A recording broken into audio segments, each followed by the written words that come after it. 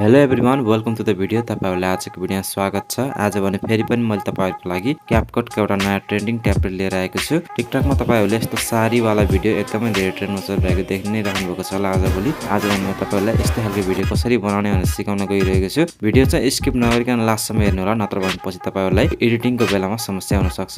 सबैभन्दा फर्स्टमा त मैले यो भिडियोको डिस्क्रिप्सनमा एउटा साउन्ड लिंक भनेर लिंक दिएको छु। त्यो लिंकलाई ओपन गर्नुहोस्। त्यो लिंकलाई ओपन गरिसकेपछि हेर्न सक्नुहुन्छ तपाईहरुको मोबाइलमा यस्तो खालको इन्टरफेस खुल्नेछ। त्यसपछि तपाईहरुले यहाँ माथिपट्टि हेर्न सक्नुहुन्छ ओपन एप भनेर लेखेको छ। त्यो वाला अप्सनमा टच गर्नुहोस्। त्यो वाला अप्सनमा टच गरिसकेपछि तपाईहरुको टिकटकमा मेरो एउटा यो वाला भिडियो ओपन हुनेछ। त्यसपछि यहाँ तलपट्टि हेर्न सक्नुहुन्छ जुन घुमिरहेको साउन्ड छ त्यो साउन्डमा जानुहोस्। त्यो साउन्डमा गइसकेपछि यहाँ माथिपट्टि हेर्न सक्नुहुन्छ एड टु फेभरेट भनेर लेखेको छ। त्यो वाला अप्सनमा टच गरेर एड टु फेभरेट गरिदिनुस्। यति गरिसकेपछि एकचोटी ब्याक गर्नुस्। एकचोटी ब्याक गरिसकेपछि तपाईहरुले यसको टेम्प्लेट चाहिँ यसमा युज गर्नुपर्ने हुन्छ। टेम्प्लेटको डाइरेक्ट लिंक मैले यो भिडियोको डिस्क्रिप्सनमा र कमेन्ट सेक्सनमा पिन गरेर दिनेछु। तपाईहरुले डाइरेक्ट यहीँबाट पनि बनाउन सक्नुहुन्छ भने यहाँ साइडमा हेर्न सक्नुहुन्छ क्यापकट ट्राई दिस टेम्प्लेट भनेर लेखेको छ। त्यो वाला अप्सनबाट पनि तपाईले बनाउन सक्नुहुन्छ। यो साइडमा जुन क्यापकट ट्राई दिस टेम्प्लेट भनेर लेखेको छ त्यो वाला अप्सनमा टच गर्नुस्। यो वाला अप्सनमा टच गरिसकेपछि यहाँ तलपट्टि हेर्न सक्नुहुन्छ युज टेम्प्लेट इन क्यापकट भनेर लेखेको छ। त्यो वाला अप्सनमा टच गर्नुस्। त्यो वाला अप्सनमा टच गरिसकेपछि फेरि पनि तपाईहरुको मोबाइलमा एउटा नयाँ इन्टरफेस खुल्नेछ। त्यसपछि यहाँ तलपट्टि हेर्न सक्नुहुन्छ तपाईहरुले युज टेम्प्लेट भनेर लेखेको छ।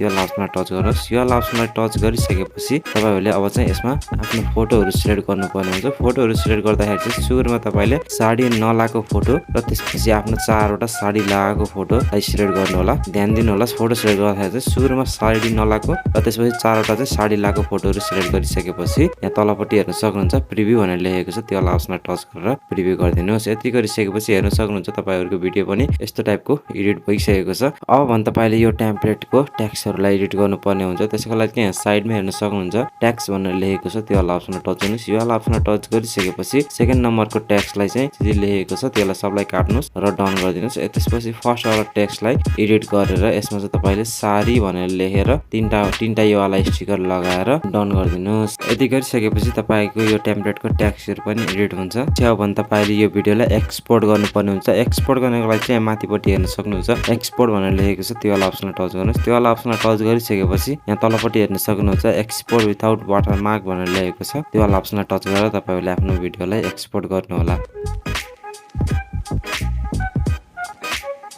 हेर्न सक्नुहुन्छ हाम्रो भिडियो पनि एक्सपोर्ट भइसकेको छ। भिडियो एक्सपोर्ट भइसकेपछि तपाईको यो भिडियो तपाईको डाइरेक्टली टिकटकमा गएर ओपन हुनेछ। अब भने तपाईले यो भिडियोलाई एडिट गर्नुपर्ने हुन्छ टिकटकबाट नै। त्यसको लागि चाहिँ माथिपट्टि एडिट भनेर लेखेको छ। त्यो वाला अप्सनमा टच गर्नुस्। यो वाला अप्सनमा टच गरिसकेपछि भिडियोलाई सिलेक्ट गर्नुस्। त्यसपछि स्पिड भनेर लेखेको छ यो सेकेन्ड नम्बरमा त्यो स्पिड भनेर लेखेको अप्सनमा जानुस्। त्यसपछि यो भिडियोको स्पिडलाई तपाईले 1.4x गराएर यो भिडियोलाई तपाईले सेभ गर्नु होला।